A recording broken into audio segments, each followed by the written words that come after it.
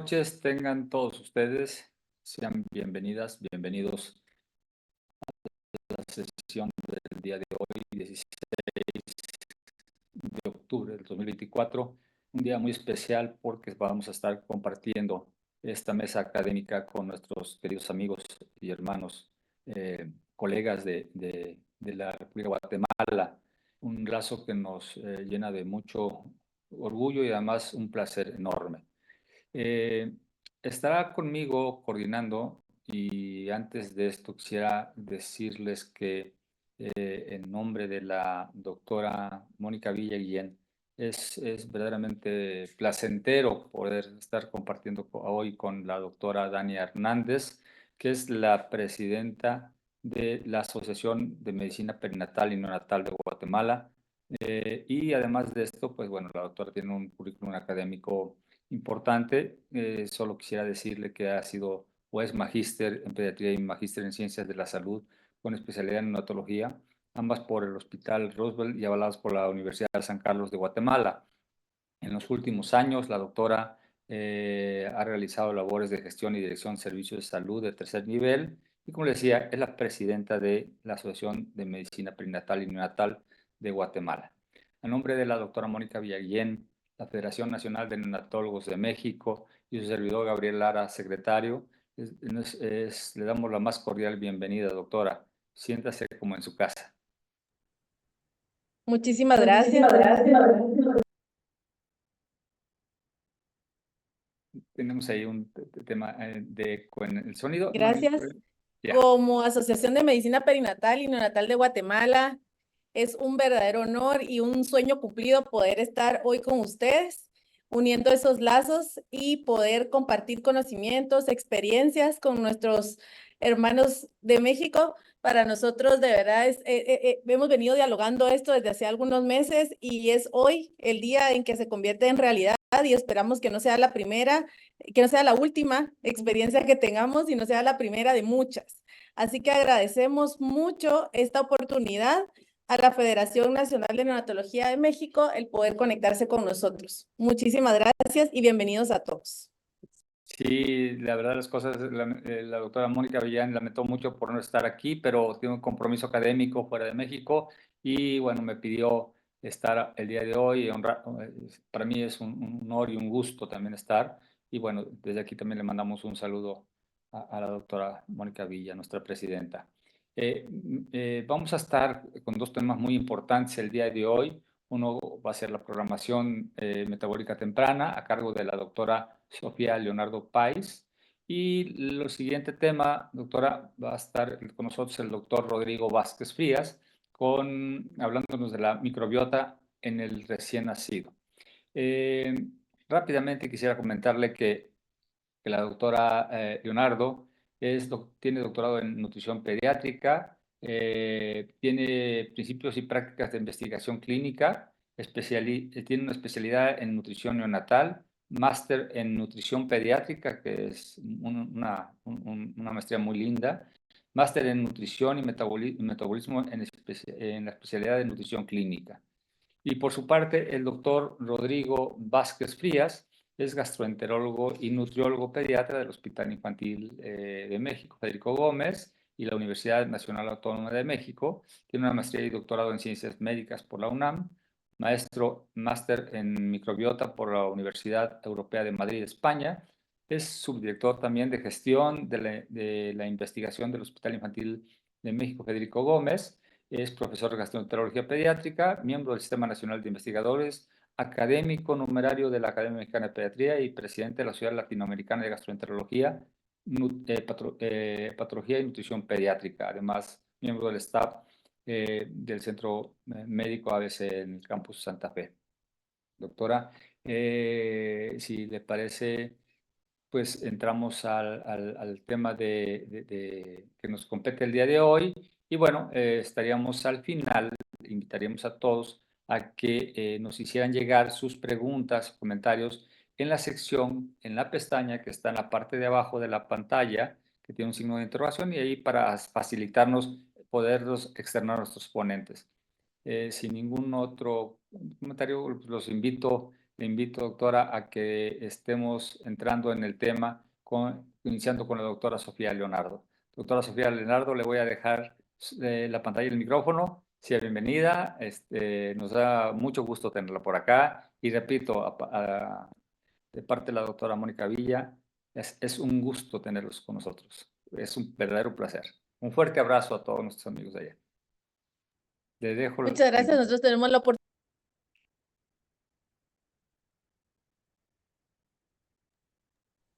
Buenas noches a todos nuestros hermanos mexicanos. Qué gusto, la verdad, estar compartiendo con ustedes en esta noche un tema tan apasionante y tan importante como la programación metabólica temprana. La programación metabólica temprana no es un tema nuevo, es un tema que tiene décadas de ciencia detrás, pero pareciera ser que en la última década ha cobrado fuerza en lo que hacemos en la nutrición temprana, porque tenemos mucha más evidencia hoy por hoy que prueba esta teoría de la programación metabólica temprana y que nos hace entender la importancia de la prevención y el tratamiento nutricional óptimo en una infancia tan vulnerable, en un periodo de crecimiento acelerado en donde o damos poco o damos mucho, en los dos extremos estamos mal.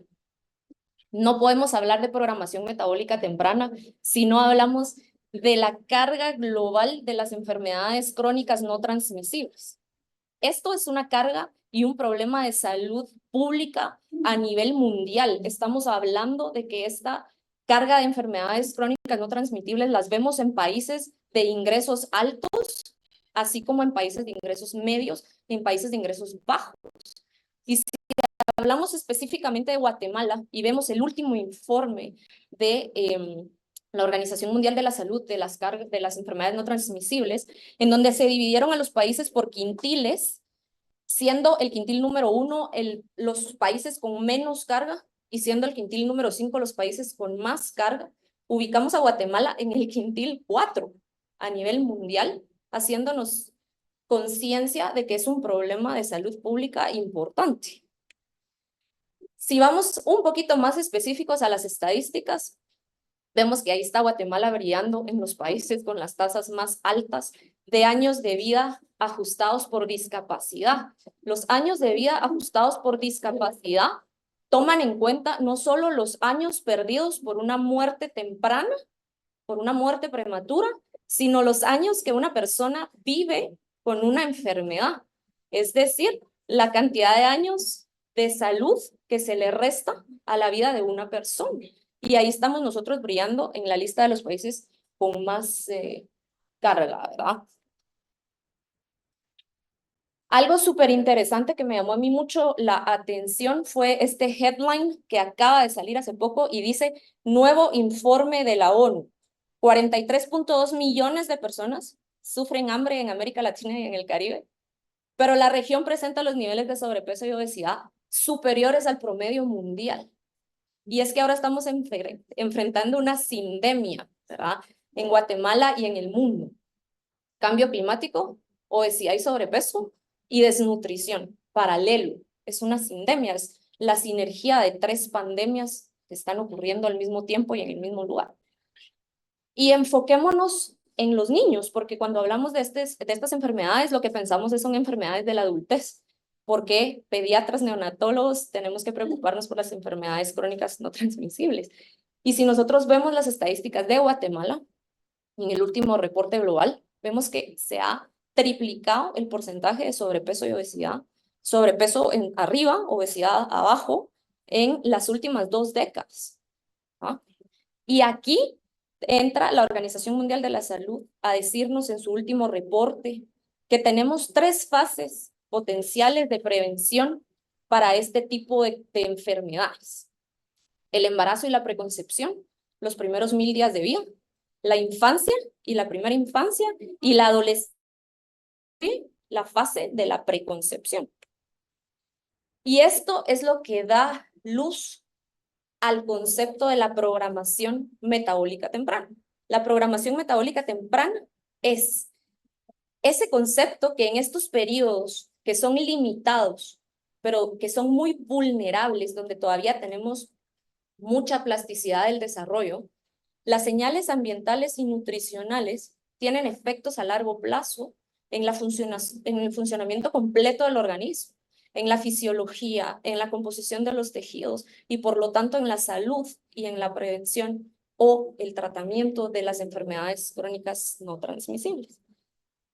Y entonces tenemos 3 vías principales de programación, que son las que estamos siguiendo en la actualidad por la cantidad de evidencia que tienen detrás.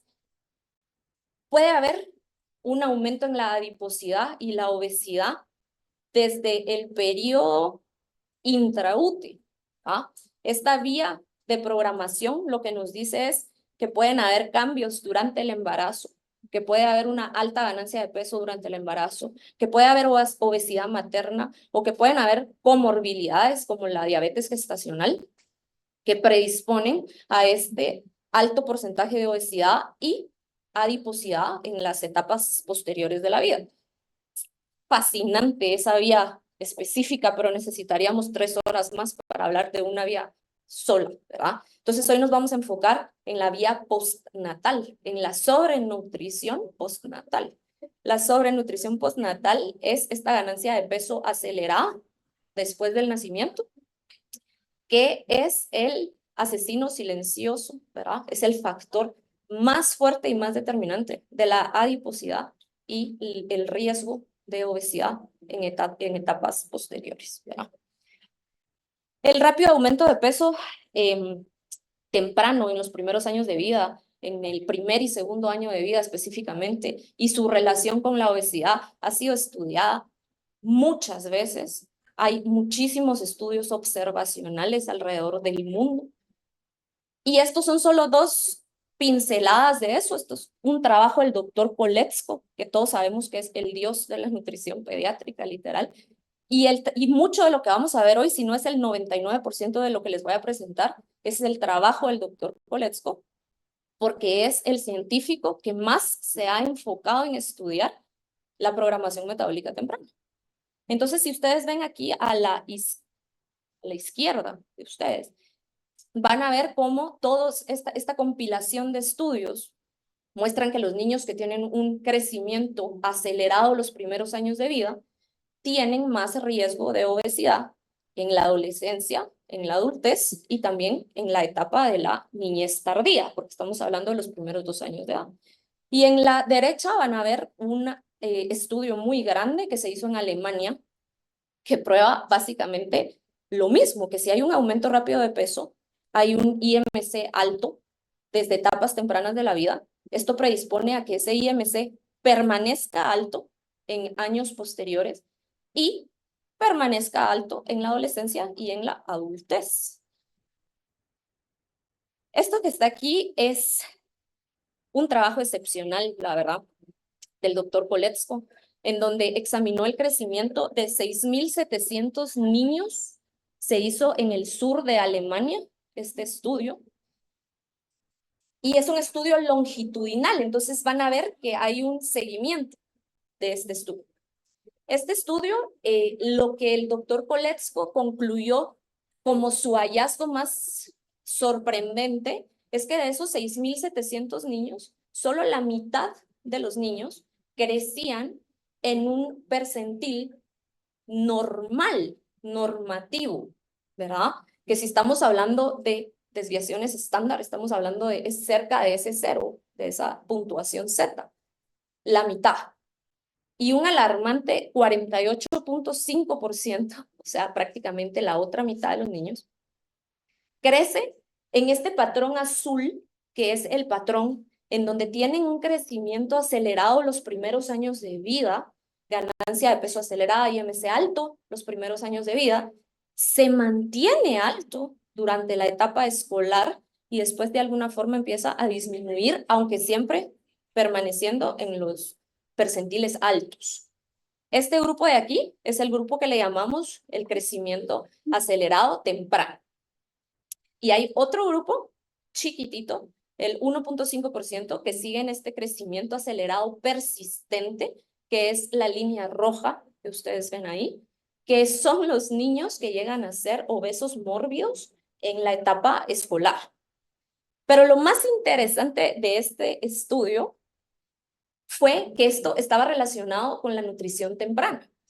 Entonces, los niños que tenían alimentación con lactancia materna exclusiva, no, perdón, los niños que tenían alimentación con lactancia materna corta, o sea, menos de 3 meses, o no tenían lactancia materna, vamos a ver los odds ratio que hay ahí, ¿verdad? Lo que pasa es que si me muevo mucho para allá se me va la cámara aquí, ¿verdad? Pero entonces, los niños que no tenían lactancia materna o tenían lactancia menos de 3 meses, tenían el doble de riesgo, es ese radio que vemos ahí de 1.96, de estar en ese patrón de crecimiento acelerado temprano, y tenían 2.66 veces el riesgo de permanecer en el percentil de fuego, que es este crecimiento acelerado, pero que permanece, ¿verdad?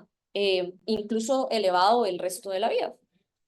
Y lo curioso de eso es que como este fue un estudio longitudinal, el doctor Koletzko siguió a estos bebés hasta los 20 años de vida y pudo publicar y darse cuenta de las diferencias, no solo en el índice de masa corporal. Todos sabemos que el índice de masa corporal no diferencia entre la masa grasa y la masa magra. Entonces, él vino y dijo, bueno, yo no voy a dejar espacio para dudas. Y evaluó la masa grasa de estos adolescentes. Y se dio cuenta que los niños que habían permanecido en este percentil de crecimiento rápido temprano tenían muchísima más masa grasa que los niños que crecían en la norma. Y los niños que tenían ese crecimiento acelerado persistente, todavía más masa grasa que los niños que habían crecido en este percentil normal. Ay, ¿por qué pasa esto? Es la pregunta del millón, ¿verdad? Pero si tenemos un niño, un bebé o un niño pequeño que está creciendo de manera acelerada, lo que va a depositar no es masa magra, es masa grasa. Y la masa grasa alta lo que va a hacer es que van a producir respuestas metabólicas como menos sensibilidad a la insulina, lo que se traduce a más resistencia a la insulina, y entran en esta complejidad de inflexibilidad metabólica, que es el factor determinante de la hiperglicemia, la hiperlipidemia, el síndrome metabólico y el resto de enfermedades crónicas no transmisibles. Este problema es particularmente importante en nuestros niños chiquitos, bebés prematuros, los pequeños para gestacional, los bajo peso al nacer, los bebés que nacen chiquitos. Entonces, esta vía que está aquí es la vía más conocida y más estudiada como el factor principal de esta programación metabólica temprana, y es la vía del mismatch, ¿verdad? El desfase, es el desajuste entre un niño que viene con un crecimiento intraútero bajo, lento, nace con bajo peso al nacer, y lo atosigamos de calorías los primeros días de vida para que crezca de manera acelerada. Hay un desfase, ¿verdad? Este es el problema, es esta forma tan abrupta de llevar a esos niños que vienen con un metabolismo programado diferente y por algo tienen un bajo peso al nacer, y los llevamos exponencialmente al otro lado de la curva, ¿verdad? Hay un desfase entre el ambiente intraútero y el ambiente extrauterino, ¿no? La segunda pregunta del millón, ya van 2 millones invertidos en estas preguntas, es: ¿esto está genéticamente determinado? ¿Esta ganancia de peso acelerada es genética? ¿O la alimentación temprana influye? Entonces, cuando evaluamos el estudio del doctor Koletzko, este que estaba en aglomerados, en clusters, vimos que la lactancia materna ahí era un factor protector, ¿ah? Que esos niños que no tenían lactancia materna exclusiva o que tenían menos de 3 meses, el doble de riesgo de desarrollar obesidad. La alimentación influye, entonces.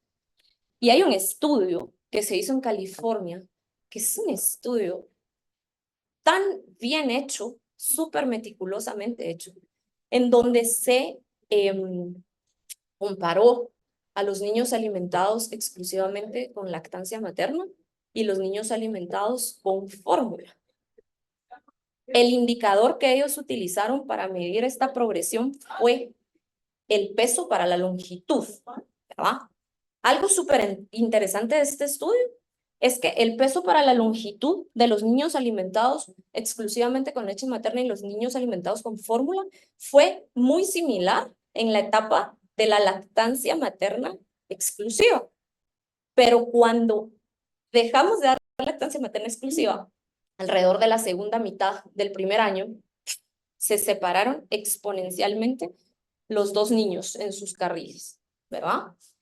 Y si se dan cuenta, igual los niños que estaban alimentados con fórmula permanecieron en los percentiles altos sobre los niños que habían sido alimentados con lactancia materna, ¿verdad?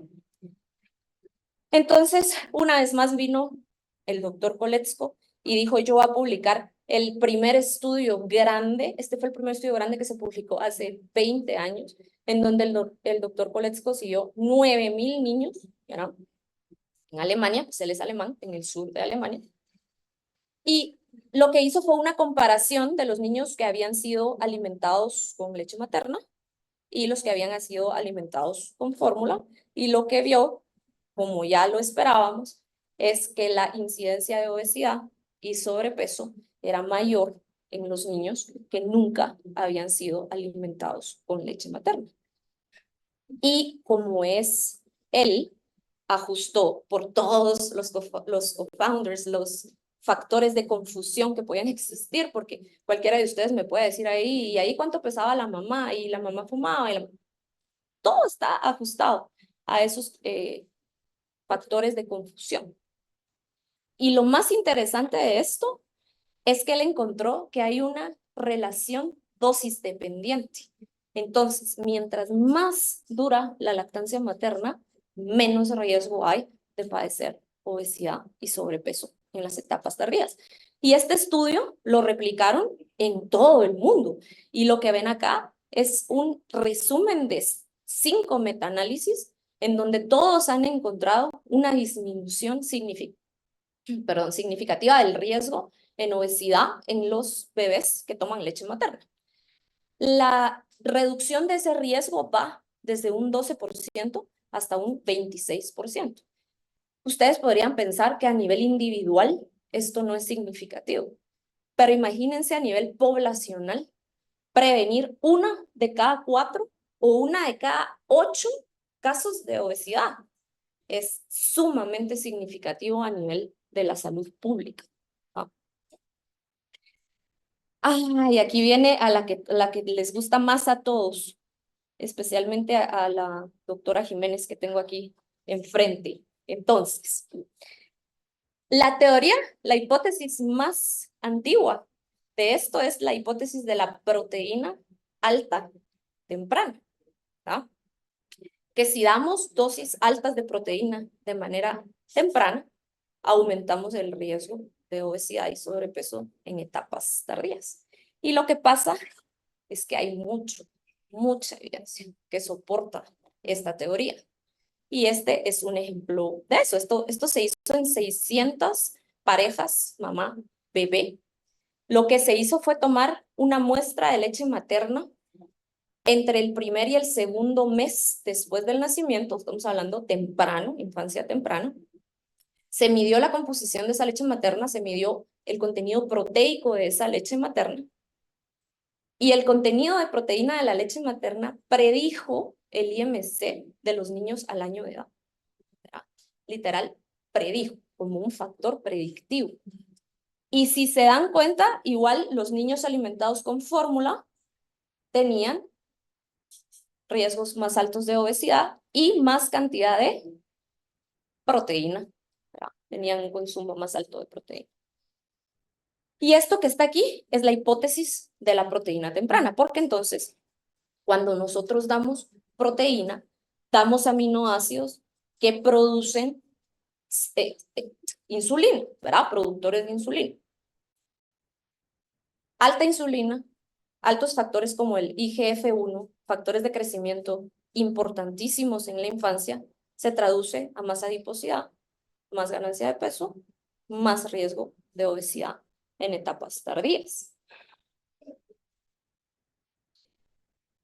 Si tenemos una hipótesis, hay que probarla, ¿verdad? Porque todo lo que hemos visto son estudios observacionales. ¿Cómo probamos nosotros la relación causa-efecto en la medicina? Con un estudio doble ciego, randomizado, aleatorizado, ¿verdad? Difícil en nutrición infantil, un estudio de este tipo, pero con mucho dinero de la Comisión Europea, el doctor Koletzko hace el primer estudio doble ciego, randomizado, aleatorizado, para probar la teoría de la proteína. Entonces, a ver, este estudio se hizo en 5 países: España, Italia, Alemania, Bélgica y Polonia. 5 países. Grupo control, el grupo alimentado con leche materna. Todos sabemos acá que la leche materna tiene aproximadamente entre 1 y 1.2 gramos de proteína por cada 100 ml. Grupo intervencional, randomizados aleatoriamente a una fórmula convencional, que es una fórmula alta en proteína. Si ustedes han revisado las etiquetas de sus fórmulas infantiles, todas llegan a este número que está acá: 2.05 gramos por cada 100 ml de esa fórmula. Y lo que él creó fue la fórmula de intervención baja en proteína. Entonces vino y creó un patrón parecido al de la lactancia, 1.25 gramos por cada 100 ml de fórmula, e igualó las densidades calóricas, para que no hubiera duda que es la proteína el factor importante. ¿Y qué encontró? Verá. Encontró que hubo un efecto significativo en el peso. Este es un IMC a los 2 años y a los 6 años de edad. Y el grupo que recibió menos proteína tenía aproximadamente menos del 50% del riesgo que tenía el grupo en la fórmula con una proteína alta, entre comillas, ¿verdad? Porque si todos aquí revisamos ahorita una fórmula infantil, está alrededor de ese número por gramos por cada 100 ml. Y se dio cuenta, una vez más, que el efecto no era solo a nivel IMC, sino que era a nivel adiposidad, ¿verdad? Y que en los percentiles bajos el efecto en el IMC promedio era poco, pero en los percentiles altos, los que diagnostican el sobrepeso y la obesidad 90-95, ¿verdad? Era una diferencia enorme. Y que, imagínense, a la edad escolar, entonces, teníamos que los niños que habían sido amamantados con lactancia materna tenían 3.6% de esos niños eran obesos. De los niños de este estudio que habían tenido la fórmula baja en proteína, 5.2% de esos niños era obeso. Y de los niños que habían tenido la fórmula alta en proteína, 10.5% de esos niños habían sido obesos. ¿Ah? Entonces, solo entre la fórmula alta y baja en proteína había una disminución de más de la mitad de la incidencia de obesidad en esa edad. Pues bien, ¿no? Sí. Y una vez más, no solo es IMC, es adiposidad. Entonces volvió a hacer un análisis de la masa grasa específicamente y se dio cuenta que aparte de eso, miren, después de los 6 años de edad, se sostenía alta. Ay, ay, ay, esta conclusión va a causar mucho revuelo cuando la dé, pero la leche de vaca, la leche de vaca tiene el triple de cantidad proteica que las fórmulas, ¿sí? Entonces, seamos cautelosos con primero, antes del año de edad, nunca, pero después del año todavía, muchísimo. Esa consulta típica de cumplió 1 año mi niño, ya le puedo dar cualquier leche. Dele cualquier leche, dele la NIO, dele la Anchor, Muchis, please, please, please, please, solo que si una cosa les queda es esto. Reflexionemos, porfa, sobre esa práctica común, porque literal les damos la tarjeta verde. Es la más común de todas. Ya le puede dar cualquier. Y todavía está el pensamiento de las fórmulas de seguimiento es pura marketing, ¿verdad? Son más caras. Entonces, ¿por qué lo voy a cambiar? 3 veces la cantidad de proteína que una fórmula, ¿sí? Entonces, programación metabólica temprana, lactancia materna, factor protector, proteína. Y esto, me hubieran dado 5 horas y yo les hubiera explicado el impacto de esto en la prematurez, porque la prematurez es un tema aparte en programación metabólica, ¿verdad? Porque entonces la pregunta que todos me van a hacer aquí y allá en México es ¿cuánto? ¿Verdad? Pero si es una restricción que tiene que crecer, ¿cuánto le doy? Otro taller de 5 horas para saber cuánto le doy. Y acá hay un estudio, si tienen dudas de la recomendación de la leche de vaca, vean este estudio y la curva tan escandalosa de ganancia de peso en los niños que consumen cantidades grandes de leche de vaca, ¿sí?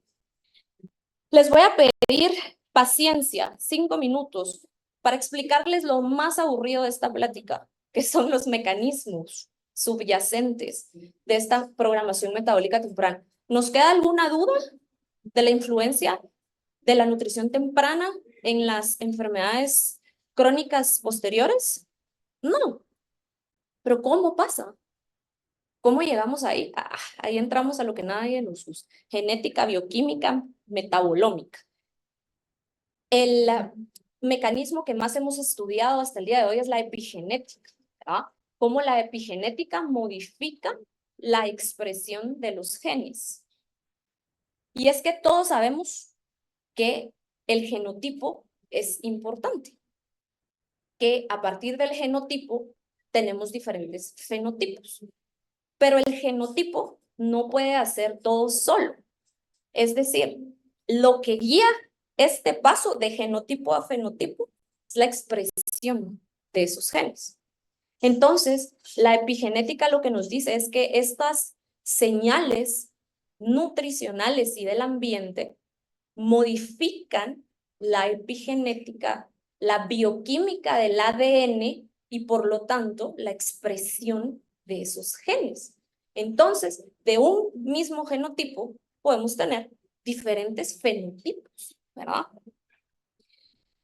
El mecanismo más estudiado de epigenética es la metilación del ADN. Entonces, la citosina se metila. La citosina es una de las 4 letras del alfabeto de nuestro genoma.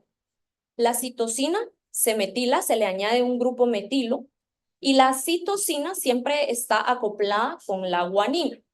Entonces, lo que nosotros tenemos son sitios C, P, G, donde están unidas esta citosina y esta guanina, que están distribuidos en todo nuestro genoma. Y no sabemos realmente qué hacen. Pero solo el 10% de estos sitios está en secciones regulatorias de los genes. Y cuando están en esta sección regulatoria, están metilados a un nivel muy bajo, que es lo que hace que los factores de transcripción se puedan unir a estos sitios y se exprese el gen de manera normal. Si en estos sitios regulatorios están sobremetilados o hay una metilación más alta, lo que pasa es que los factores de transcripción no se pueden unir de manera correcta a estos sitios y eso hace que estos genes se expresen solo parcialmente o que se expresen a la mitad, como que medio gen está apagado. ¿Ah? Entonces, lo que se ha encontrado científicamente hasta hoy es que la metilación del ADN predice la masa grasa en la infancia. Ustedes saben que científicamente los metaanálisis son la forma más fuerte de evidencia que tenemos y son todavía más fuertes cuando vienen de unos estudios doble ciego randomizados aleatorizados. Entonces, En este metaanálisis de estos dos estudios, el CHOP es el estudio del doctor Koletzko, ¿verdad? El primer estudio randomizado doble ciego. Y el GENR es un estudio de los Países Bajos, que también es un RCT. Lo que se concluyó es que la metilación, el grado de metilación del ADN, predecía la cantidad de adiposidad que tenían los niños aproximadamente al año de edad. Esto es aburridísimo, ¿verdad? Esto que está aquí es simple y sencillamente esa relación lineal que hay entre la metilación y la acumulación de masa grasa en la infancia. Me queda poco tiempo, pero vamos a seguir dando estas pinceladas importantes. El otro mecanismo que tenemos que tocar es el mecanismo metabólico, ¿verdad? Porque definitivamente lo que alimentamos y cómo alimentamos influye directamente en la expresión metabólica de un bebé. Y entonces al estudio de todos estos metabolitos, pues le llamamos metabolómica, ¿verdad? Predictores metabólicos. Eso es lo que se estudia con la metabolómica, predictores metabólicos. Si tenemos estos metabolitos, ¿qué resultados metabólicos podemos tener? Este es el estudio de la metabolómica. Esto se está haciendo a un nivel inexplicable. Algún día yo estaré haciendo esto. Están haciendo un enfoque de metabolómica dirigida. Se está haciendo en Alemania específicamente. Una tecnología súper poderosa, en donde a partir de una gota de sangre podemos sacar cientos de metabolitos y podemos obtener el panorama completo, el panorama global metabólico completo de un bebé, y lo podemos relacionar con exposición, es decir, diferentes patrones dietéticos, y lo podemos relacionar con resultados, lo podemos relacionar con crecimiento, velocidad del crecimiento, adiposidad. Es una cosa fascinante. Y solo para que se den una idea de lo que se está haciendo ahorita en el mundo de la ciencia, este es un estudio de metabolómica que se hizo en 250 mujeres embarazadas, y se hizo un estudio, un panel metabólico en los 3 trimestres del embarazo, y se encontró una asociación directa y significativa de ciertos metabolitos en el embarazo que predicen la composición corporal del neonato. Es algo de nivel tecnológico muy, muy alto. Tenemos tenemos modelos de predicción de cuánto va a pesar un bebé cuando nace. Todos sabemos que en cierto nivel lo podemos predecir por la composición corporal materna, la ganancia de peso preconcepcional, ¿verdad? Pero si ustedes se dan cuenta acá, cuando nosotros en el modelo de predicción solo usamos esta composición corporal materna, el poder predictivo es 6.1% de la variabilidad de cuánto puede pesar ese niño al nacer. Si a este modelo le ponemos los biomarcadores tradicionales que pedimos en el embarazo, glucosa, lípidos, el valor predictivo no cambia en realidad. Pero si le ponemos metabolómica, el valor predictivo se duplica hasta más del doble, 12.9% de valor predictivo. Y algo súper interesante también es lo que hemos visto de la lactancia materna. La importancia de la lactancia materna, como el contenido proteico de la lactancia materna puede predecir la adiposidad y el IMC tardío. Hay un metabolito, perdón. Antes les voy a mencionar esto para que me entiendan lo del metabolito. Esto que está aquí específicamente es una pregunta que espero todos nos hayamos hecho en algún momento. Estamos diciendo que la lactancia materna es este factor protector y predictivo. ¿Eso significa que todos los niños que toman lactancia materna son iguales? No. no son un grupo homogéneo, como solemos nosotros clasificarlo. Incluso nuestros estándares de crecimiento, como las curvas del crecimiento con lactancia materna, está tratando de encajar a todos los niños en el mismo patrón.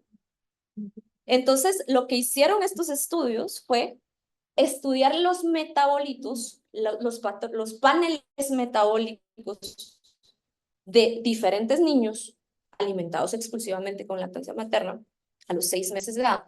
¿Y qué fue lo que descubrieron? Que hay diferentes paneles metabólicos en niños, incluso en todos los alimentados con lactancia materna. Hay diferentes grupos y patrones metabólicos dentro de este mismo gran grupo o sombría, ¿verdad? De niños todos alimentados con leche materna. Y que sí, estos paneles metabólicos también influían en ese valor predictivo de la lactancia materna y el riesgo de obesidad y de enfermedades metabólicas, ¿ya? Y si vemos algo todavía más aburrido, ¿ya? Y vemos un poquito más adentro del contenido de la lactancia materna, que la lactancia materna, el contenido valor de un metabolito CLBC14, ¿sí? Que les voy a contar que es el metabolito que en el estudio randomizado, aleatorizado que hizo el doctor Koletzko, predijo la adiposidad y es el único metabolito en todos los estudios de nutrición infantil que predice el riesgo de obesidad. Este metabolito predice directo.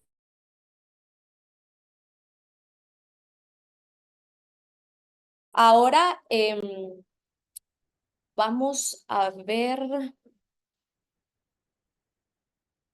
esta parte de aquí, para que no, porque yo sé que ya estamos en tiempo.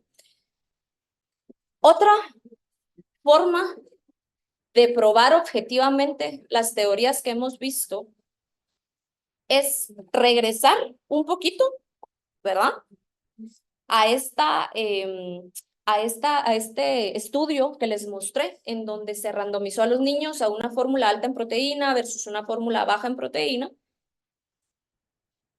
Se hicieron paneles metabólicos, o sea, se usó la metabolómica para estudiarlos y se dieron cuenta que los aminoácidos ramificados estaban significativamente elevados en los niños que tenían la ingesta proteica más alta.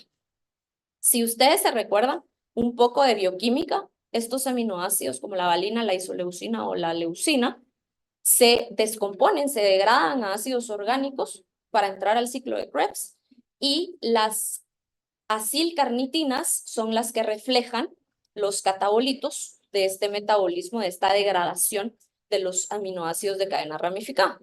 Entonces, al ver elevación significativa de los aminoácidos de cadena ramificada, también vemos una elevación significativa de sus productos de degradación. Este es el ciclo metabólico normal, ¿verdad? Esta es una vía metabólica.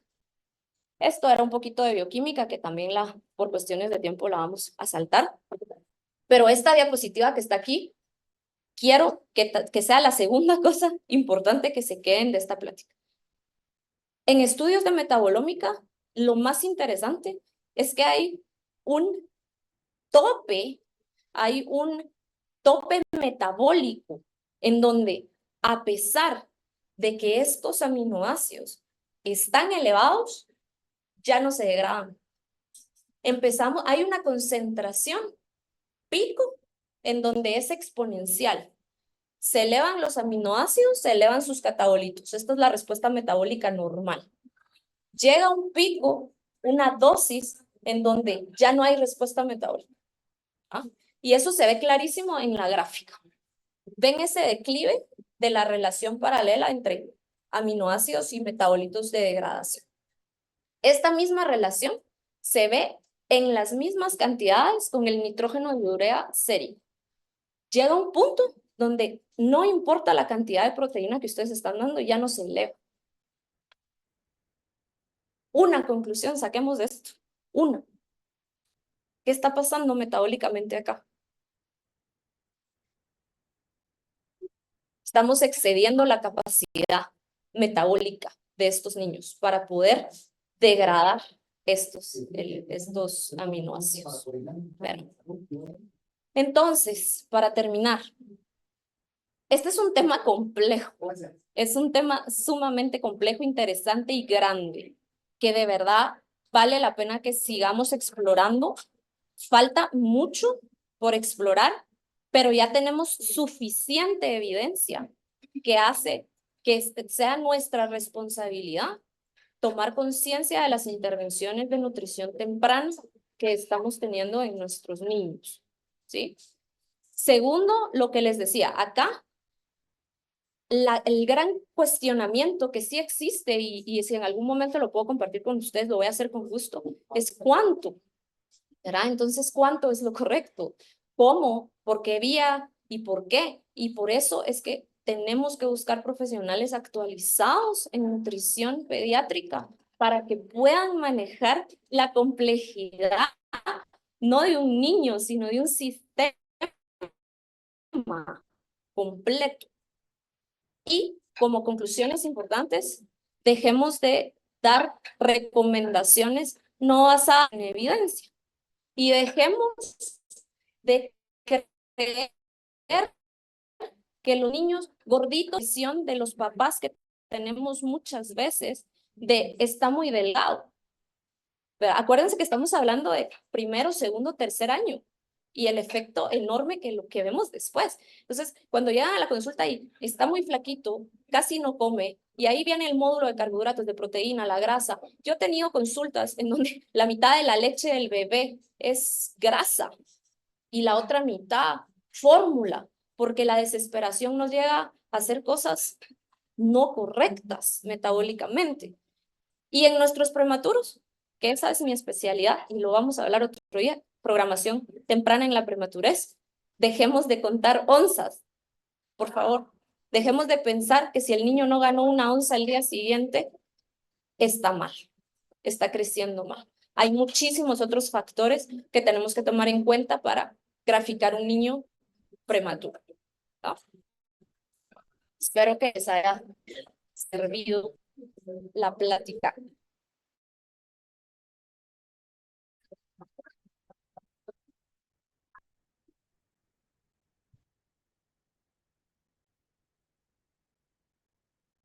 Muchas gracias, doctora Leonardo. Dejamos el tiempo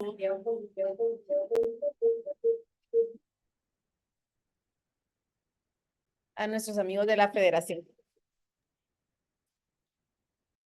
Muy buenas noches. Le damos el micrófono y la cámara al doctor Rodrigo, por favor. Gracias, doctor.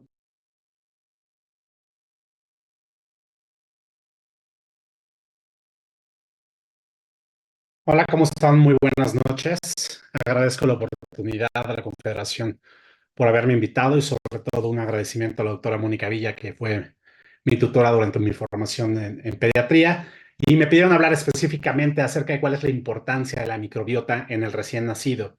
Es un tema bastante extenso, pero no se preocupen, voy a darlo de forma puntual, mostrando la mejor evidencia que tenemos hasta el momento. Recuerden que el estudio de la microbiota es algo que, aunque no es algo nuevo, estamos todavía muy en pañales, por así decirlo, en el aspecto de entender cuáles son la forma o la dinámica en cómo está ocurriendo todo este proceso. Estos son mis potenciales conflictos de interés, pero es importante que sepan que toda la información contenida está sustentada en artículos científicos publicados en revistas indexadas que están revisadas por pares, de tal forma que estoy tratando de darles la mejor.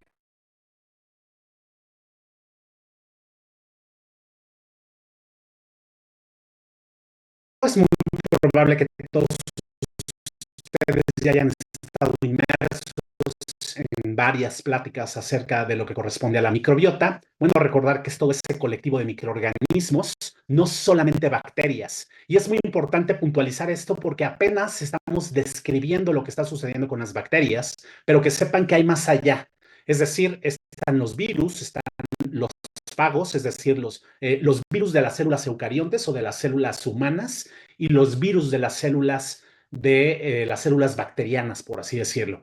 Pero también está una parte que es conocido como meiofauna. La meiofauna está compuesta por los hongos, por protozoos y por nematodos y cestos. Y esto es muy importante porque todos nosotros crecimos desde un punto de vista científico, aprendiendo que todas estas cuestiones de protozoos, nematodos, correspondían a los parásitos y que estos sí o sí había que matarlos.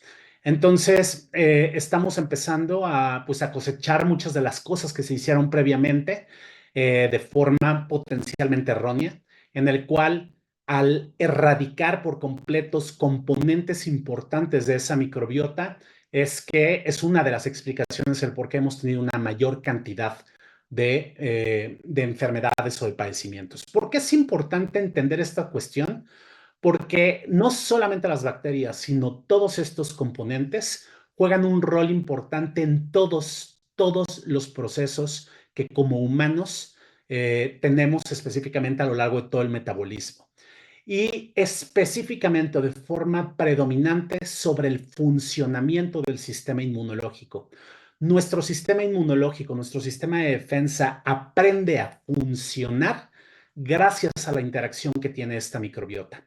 Y recuerden que más del 80% de las células del sistema inmunológico están a lo largo del tracto gastrointestinal, y esto además están en un contacto continuo, muy estrecho, muy íntimo con esta microbiota.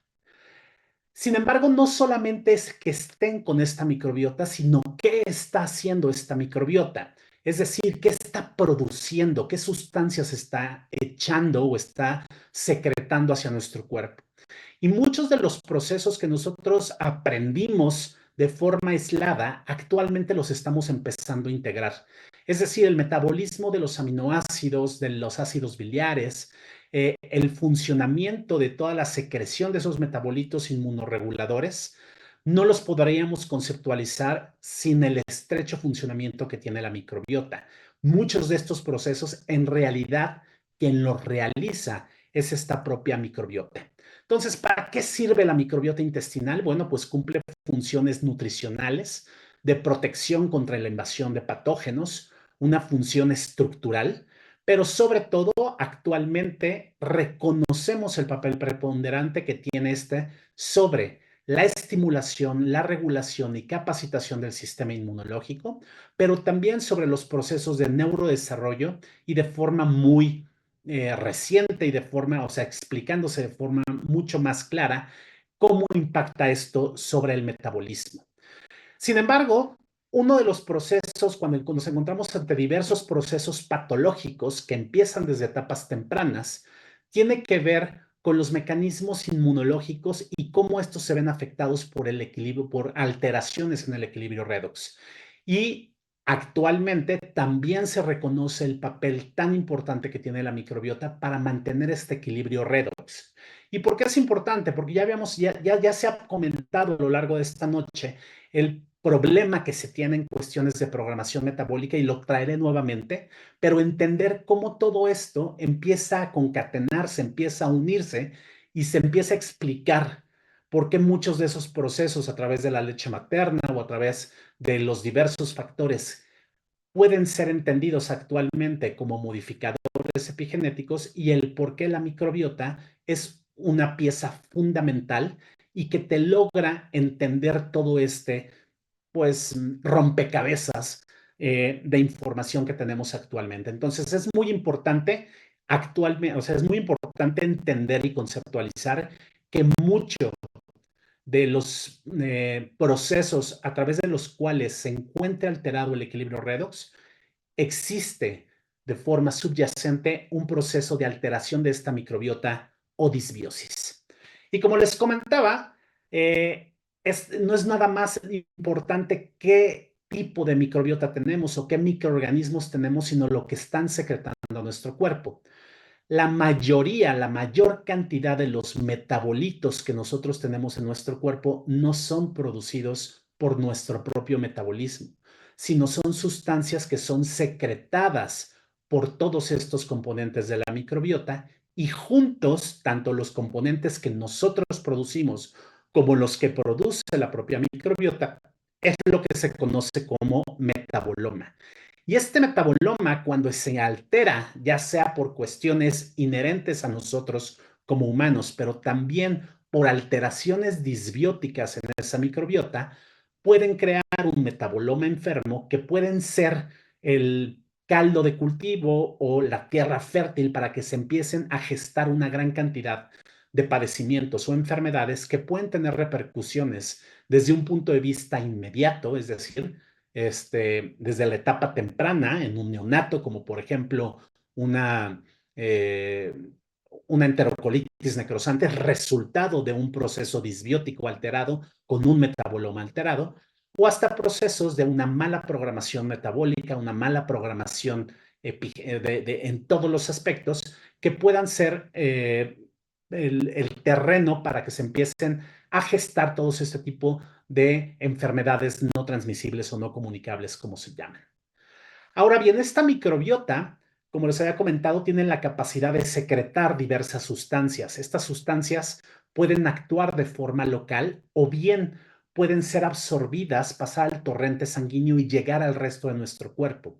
Es por eso que actualmente conceptualizamos que existen diferentes ejes, lo que es el eje microbiota intestino-cerebro, el eje microbiota intestino-pulmón, el eje microbiota intestino-tejido adiposo, el eje microbiota intestino-endocrino.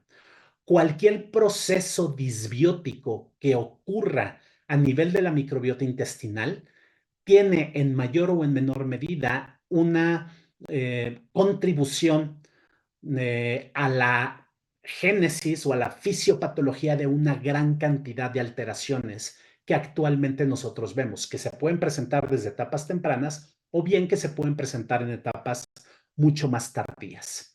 Ahora bien, ¿qué factores influyen en la microbiota? Bueno, pues si estamos hablando de nosotros, a lo mejor ya como adultos, es mucho más preponderante el efecto que tiene la dieta que estamos consumiendo, el ejercicio, el estrés, el alcoholismo, el tabaquismo, el uso de medicamentos. Pero hay otros factores que empiezan desde la etapa perinatal, es decir, desde la microbiota que tiene la mamá, el tipo de nacimiento que se tiene, la prematurez, la administración, el haber recibido o no la leche materna y muchos de los medicamentos que se ocupan en cualquier edad, pero de forma predominante en la etapa perinatal.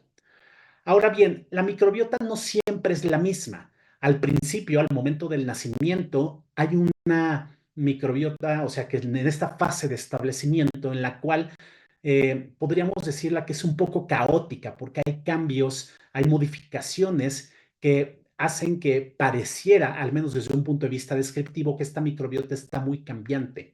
Y llega hasta un periodo de relativa estabilidad que actualmente sabemos que ocurre más o menos en la etapa escolar, que es cuando la microbiota se parece mucho más a lo que es una etapa estable o la microbiota del adulto, para que finalmente, coincidente con fenómenos de inmunosenescencia, ¿no? Cambios disbióticos, una caída abrupta en el porcentaje de las bifidobacterias, lleven a ese colapso de la microbiota y que finalmente coincide con el cese de la vida de ese sujeto. Por lo tanto, conocer los aspectos de cambios de la microbiota que ocurren a lo largo del tiempo del humano es muy importante, pero es fundamental entender los momentos en los cuales está ocurriendo este proceso de estabilización. Es decir, sabemos que al principio hay una exposición inicial al momento del nacimiento, aunque ahorita platicaremos de forma muy breve, ¿no? Si verdaderamente existe un contacto previo al nacimiento durante el embarazo. Pero prácticamente, como ustedes pueden ver en este ejemplo, en el cual nos habla acerca de la diversidad bacteriana que existe en la microbiota, vemos que al principio la diversidad es muy baja. Es decir, hay muy pocos tipos de bacterias en esa microbiota. Es el caso de un neonato. Un niño que es alimentado con leche materna tiene muy poca diversidad. Y un niño que es alimentado, que no es alimentado con leche materna, que recibe un sucedáneo de la leche materna, modifica el tipo de microbiota para adaptarse al tipo de alimentación que este niño está recibiendo. Conforme pasa el tiempo, esta diversidad bacteriana va creciendo, ¿no? Se va diversificando, valga la redundancia, y es precisamente el primer momento en que ocurre esta gran explosión, que es cuando se introduce la alimentación complementaria. Es un punto fundamental entender y por qué las nuevas prácticas de alimentación complementaria van dirigidas precisamente a tratar de favorecer una adecuada microbiota. Pero ojo, nuevamente lo recuerdo, esto no solamente aplica en cuestiones de bacterias, aunque el 95% de la información que tengamos viene del estudio, del análisis del comportamiento de las bacterias, no son los únicos componentes de la microbiota. Vean aquí, por ejemplo, contrario a lo que sucede con la diversidad bacteriana, al principio la diversidad de fagos al momento del nacimiento es muy alto. Y conforme va pasando el tiempo, esto va disminuyendo. ¿Qué quiere decir esto? La verdad es que no lo sabemos muy bien. Un fago actúa como si fuera un policía de las bacterias, controlando la forma en cómo se están comportando. Y esto es muy reduccionista, pero es un poquito más, nos ayuda a entender el comportamiento. Pero el saber por qué al principio hay una gran cantidad de virus, ¿no? De fagos, y posteriormente esto va disminuyendo y cómo va cambiando y se va incrementando la cantidad de especies bacterianas, es algo que todavía no entendemos de forma completa, pero que sin duda alguna representa un proceso en el cual diversos factores que afecten directamente a estos fagos podrían darnos explicación o una explicación mucho más completa de por qué están ocurriendo los diferentes procesos patológicos. Entonces, ¿qué factores perinatales específicamente influyen en la colonización y el desarrollo de la microbiota intestinal en el niño? Bueno, lo primero son factores maternos. Cada vez más existe evidencia que incluso el tipo de microbiota que una mamá tenga va a impactar en la microbiota de un niño. E incluso todos los medicamentos, cursos de antibióticos que una madre gestante recibe van a impactar sobre su microbiota y posteriormente sobre la microbiota que le va a transferir a su hijo. Por lo tanto, estos factores de riesgo de desarrollo de enfermedades, como ahorita les voy a mostrar, como es el uso de los antibióticos, se están pasando, se están heredando desde el momento en que una mamá recibe tratamiento antibiótico durante el embarazo e incluso desde etapas previas a este. Obviamente la duración de la gestación también determina porque la microbiota vaginal a lo largo del embarazo va modificándose, va cambiando. Y hay diferencias entre la microbiota vaginal de una mujer que tiene un parto pretérmino a la de que tiene un parto a término. Obviamente el tipo de nacimiento, ya platicaremos adelante un poco más, cómo existen cambios disbióticos entre el niño que nace por parto o el niño que nace por cesárea. Obviamente también el genotipo del hospedero juega un papel importante porque nosotros podemos tener cierta predisposición a generar ciertos receptores que son específicos para que ciertos grupos bacterianos, al menos de esa microbiota, se unan y se favorezca su colonización de forma mucho más adecuada. Obviamente, el recibir leche materna se coloca como el punto primordial, la forma más importante de impactar sobre la microbiota de un humano es a través de la alimentación. Y durante estos primeros días, semanas y meses, la leche materna impacta de forma muy importante y ahorita platicaremos de qué forma.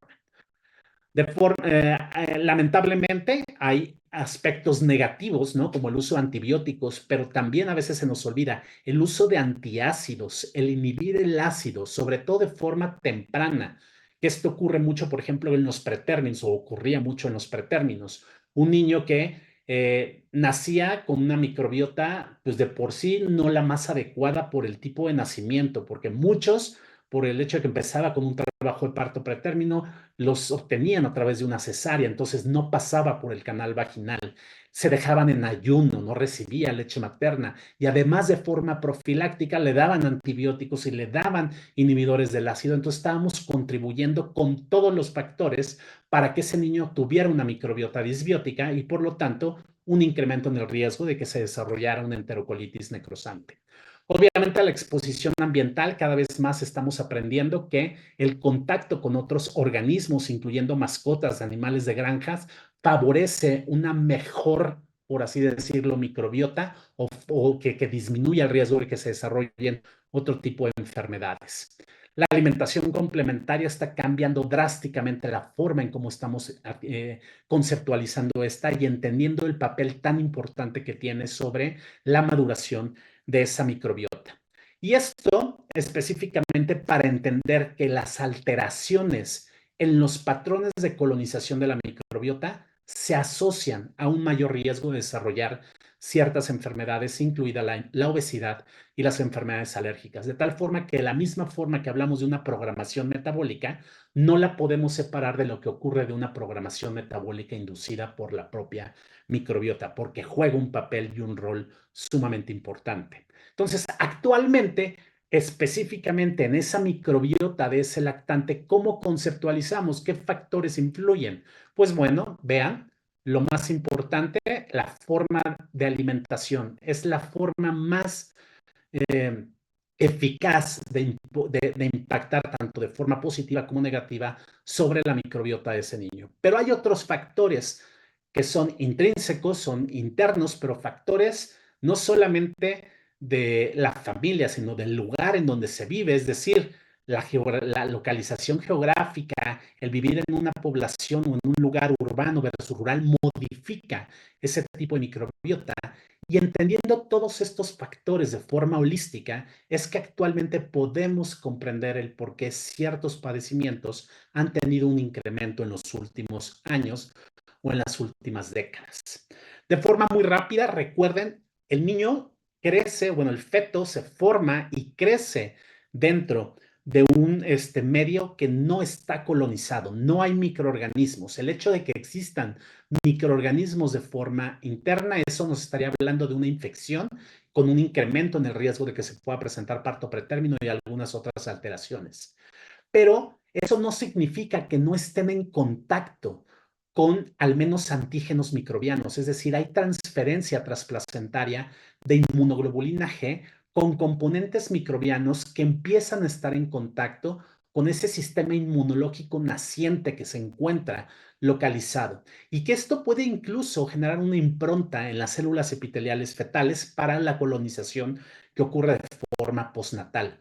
Por eso los microorganismos, la microbiota que la mamá tenga, sí genera un impacto, por así decirlo, de un pequeño estreno, un pequeño contacto de cómo funcionaría ese sistema inmunológico que está naciente en ese niño.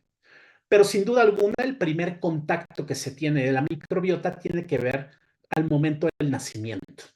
Es decir, el primer gran dador de esa microbiota es la forma de nacimiento. Si un niño todavía tiene la suerte de nacer por vía vaginal, evidentemente va a estar en contacto con la microbiota que su mamá tiene a nivel vaginal, principalmente lactobacilos, pero ojo, también por la colonización fecal. Es decir, esos microorganismos que se encuentran en la parte perineal juegan un rol sumamente importante. Vean cómo ciertos microorganismos considerados muchas veces como patógenos, ¿no?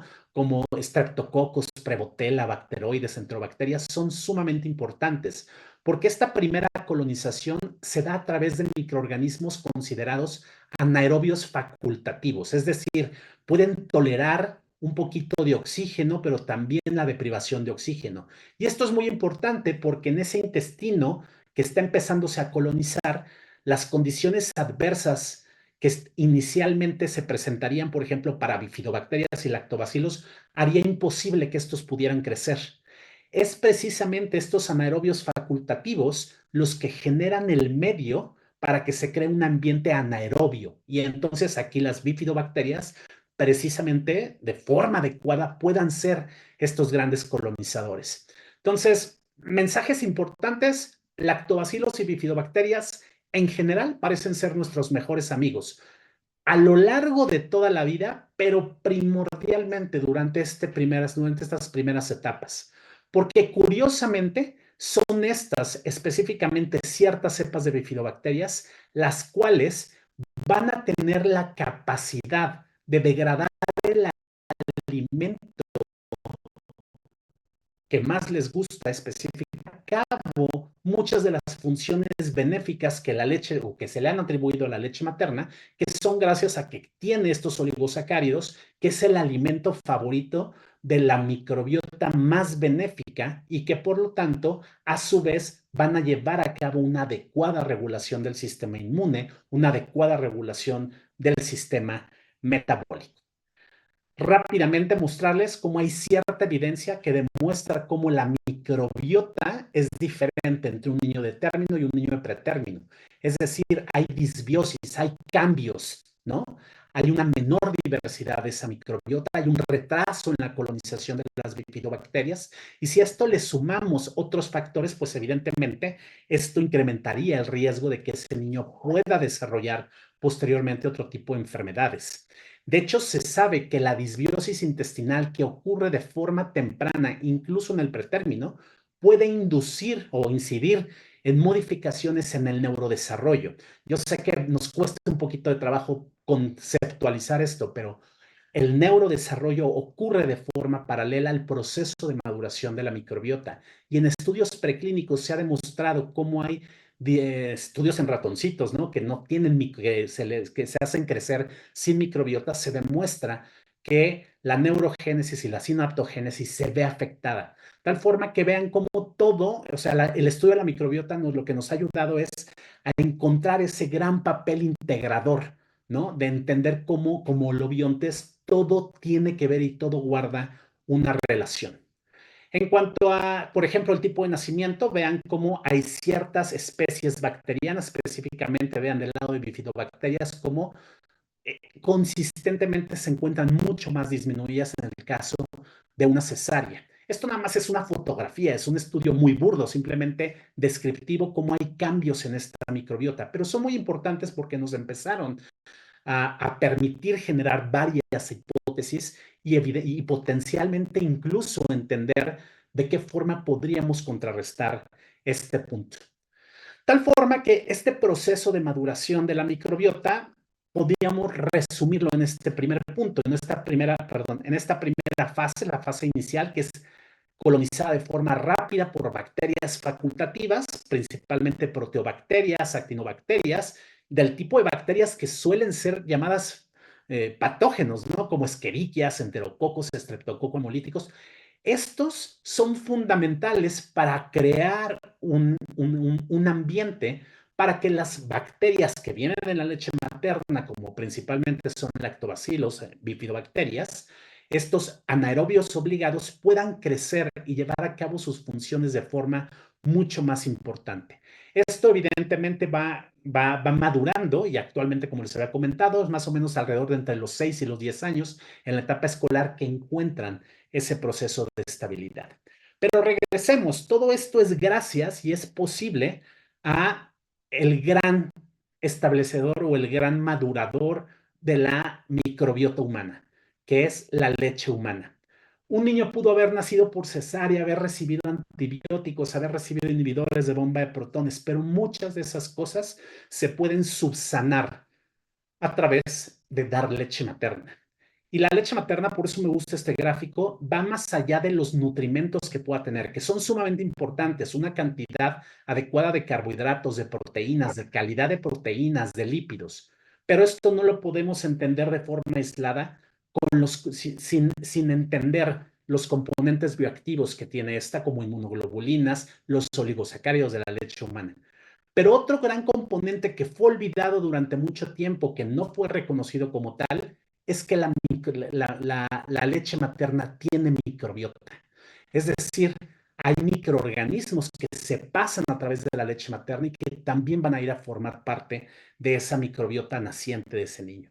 Vean, hay diferentes grupos de componentes de esa microbiota, los que principalmente se han descrito, pues son del género de las bacterias. Recuerden, nos falta mucho por entender, pero también hay microbioma de la leche humana, es decir, hay hongos que están presentes en la leche humana, hay virus que están presentes en la leche humana. Pero hay dos grandes grupos, y eso es muy importante: aquellos que producen lactato y aquellos que van a utilizar lactato.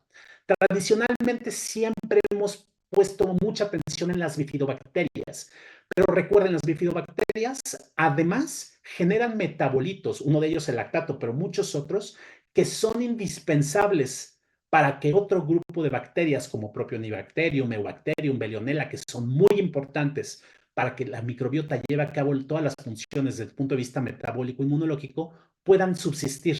Entonces, es como si fuera una gran cadenita. Yo como oligosacáridos de la leche humana para producir sustancias que pueden ser utilizadas como alimento para otros grupos bacterianos, que si yo no recibiera el alimento, muy poco probable que yo pueda producir esos metabolitos y por lo tanto, esta microbiota que nosotros tenemos aquí pueden llevar a cabo sus funciones. Entonces, entendamos que la leche humana tiene microorganismos y que, es decir, tenemos probióticos, por así decirlo, en la leche materna y tenemos prebióticos, tenemos microorganismos y su alimento. ¿Y esto qué es lo que hace? Favorecer el establecimiento adecuado de esta microbiota intestinal y con esto reducimos la posibilidad de que los potenciales patógenos que normalmente todos tenemos, que los niños tienen, no estén sobreexpresados y no generen enfermedades. Pero sobre todo, y soy muy incisivo en este punto, uno de los puntos más importantes que tiene esa primera microbiota que se está colonizando es el papel fundamental para que el sistema inmunológico pueda funcionar, se pueda regular, perdón, se pueda capacitar y se pueda regular de forma muy adecuada. Vean aquí qué es lo que nos explicaría, y esta para mí es una de las diapositivas más importantes. Vean cómo un niño que está alimentado con leche materna, que tiene estos oligosacáridos de la leche materna, favorece que ciertos grupos de bifidobacterias que contienen el arsenal enzimático para poder degradar estos oligosacáridos, porque no cualquier bacteria va a poder degradar los oligosacáridos de la leche materna, generan catabolitos que son sumamente importantes para muchos de los procesos metabólicos de ese niño y que están asociados con efectos benéficos de salud.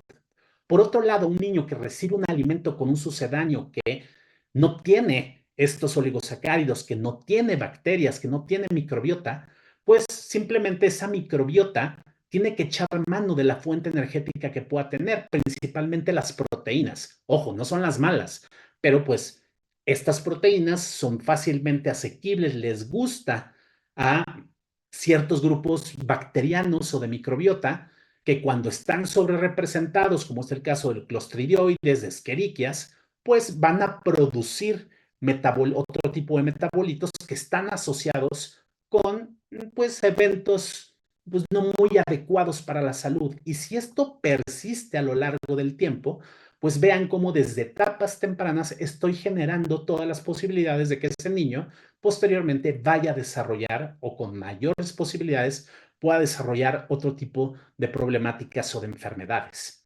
Ahora vean, estos oligosacáridos de la leche humana incluso poseen propiedades directamente antiinfecciosas. Por eso es tan relevante. Muchas de las propiedades de la leche materna que se han atribuido acerca de tener un efecto protector para el desarrollo de infecciones o desarrollo de enfermedades es gracias a los componentes de las sustancias bioactivas que se tienen. Entonces, sí es muy importante hablar de la proteína, por supuesto que es importante hablar de las grasas, pero es también igual de importante hablar de las sustancias bioactivas y de la microbiota que tiene esta leche materna. Y uno de los puntos más importantes que tenemos que ver es hablar de los antibióticos.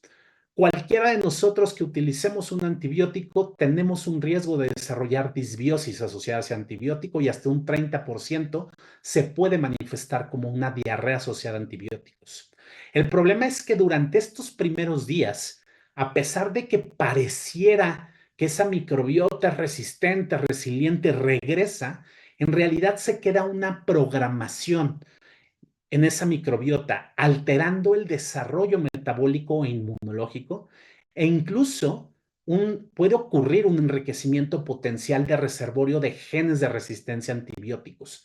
Y recuerden, actualmente la Organización Mundial de la Salud estableció claramente que para el 2050 la principal causa de mortalidad en el mundo va a ser la generación de microorganismos multiresistentes a antibióticos. Tal forma que dar antibióticos en etapas tempranas altera la microbiota y por lo tanto la función que toda esta microbiota tenga que ver, incluido el buen funcionamiento del sistema inmunológico.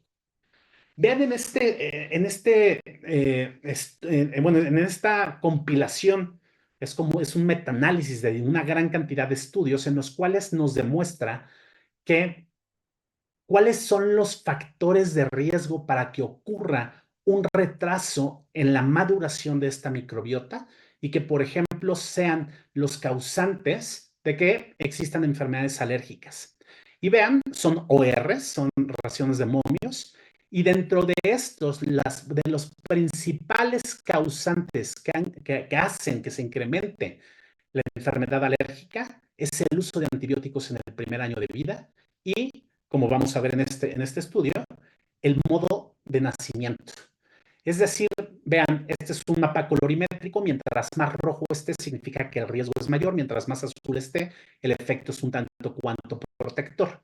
Vean cómo para el desarrollo de alergia alimentaria, de dermatitis atópica o cualquier manifestación alérgica y que sea estadísticamente significativo, por si lo quieren ver así, es el que tiene el asterisco, vean cómo el uso de antibióticos en el primer año de vida, basta un solo curso de antibióticos, incrementa el riesgo. ¿Por qué? Porque cuando yo utilizo antibióticos estoy matando ciertos componentes bacterianos de esa microbiota y por lo tanto mucha de esa microbiota benéfica no está haciendo su función, no está interaccionando de forma adecuada, no está capacitando adecuadamente al sistema inmunológico. Lo mismo sucede con la cesárea, pero ojo, vean cómo la cesárea, no cualquier cesárea, sino la cesárea que no tiene trabajo de parto. ¿Por qué? Se ha demostrado que una cesárea que ocurre de forma urgente, es decir, en el cual hubo trabajo de parto, liberación de hormonas, de sustancias, hubo ruptura de membranas y por lo tanto empezó el paso de esa microbiota que la madre tiene a nivel vaginal hacia la parte del líquido amniótico, pues pareciera que es prácticamente a los 2-3 días indistinguible de un niño que nace por vía vaginal. Entonces, la cesárea programada es la que verdaderamente constituye ese factor de riesgo. Es un poquito más de lo mismo, voy a adelantar, pero vean cómo no solamente los antibióticos, también dentro de los medicamentos que más afectan esta microbiota es el uso de inhibidores de bomba de protones. Pero en general cualquier medicamento puede llegar a tener este proceso, ¿vale? Entonces, rápidamente, desde el punto de vista bacteriano, vean cómo diversos componentes, desde incluso preconcepcionales, perinatales, al momento del nacimiento y el tipo de alimentación, van a ser factores muy importantes de por qué o cómo va a ocurrir la implementación de esa microbiota y por lo tanto el cómo posteriormente puede llegarse a desarrollar una gran cantidad de padecimientos. Pero nuevamente, eso solo es de las bacterias. Vean aquí cómo hay diferentes aspectos de este micobioma, ¿no? De los hongos. Entonces nos falta muchísimo por aprender y empezar a interrelacionar y la forma en cómo están interconectándose las bacterias, los hongos, los protozoarios o los parásitos e incluso estos virus. Tal forma que vean que actualmente, ¿no? Ya nos platicaban de cuestiones de epigenética, yo no puedo hablar de epigenética sin tomar en cuenta los factores de la microbiota. Es decir, alteraciones que ocurren en la microbiota inciden en los factores epigenéticos que están sucediendo posteriormente. Vean aquí cómo factores que ocurren, ¿no? Factores adversos que ocurren de forma temprana, no solamente están afectando el metabolismo del niño, están afectando a esta microbiota intestinal, que después va a desarrollar una alteración en la programación de este desarrollo y que podrían, desde etapas muy tempranas, estar o ser el cimiento para que una gran cantidad de otras alteraciones que puedan ocurrir de forma en el adulto se estén gestando desde etapas muy tempranas. Y ojo, por eso les mencionaba, todas estas tienen en común, es decir, de los mecanismos centrales para el desarrollo de un síndrome metabólico que se empieza a cocinar desde etapas muy tempranas, están embebidas o se explican a través del estrés oxidativo. Si yo tengo una disbiosis en la microbiota desde etapas tempranas, no pueden bloquear este estrés oxidativo y entonces tengo procesos inflamatorios, prooxidantes, proestresores desde etapas tempranas y por lo tanto mayores riesgos y posibilidad de generar enfermedades en etapas posteriores. Entonces vean cómo actualmente esto ya es un círculo que está cerrado. Es decir, lo entendemos claramente como estas alteraciones en etapas tempranas conducen a una disbiosis de la microbiota intestinal que llevan a una mala programación con riesgos cardiovasculares y por lo tanto sabemos que se pueden presentar en etapas posteriores. Con esta termino simplemente diciéndoles que actualmente estamos tratando de impactar a través del uso de bióticos, ¿no? Probióticos, prebióticos. Pero recuerden, la forma más eficaz de impactar de forma positiva sobre la microbiota de los humanos es a través de la alimentación. Si ocurre una alimentación adecuada en las primeras etapas de la vida, en la primera etapa de la vida, es decir, que los niños reciban leche materna, voy a reducir las posibilidades de que existan eventos disbióticos. Muchísimas gracias.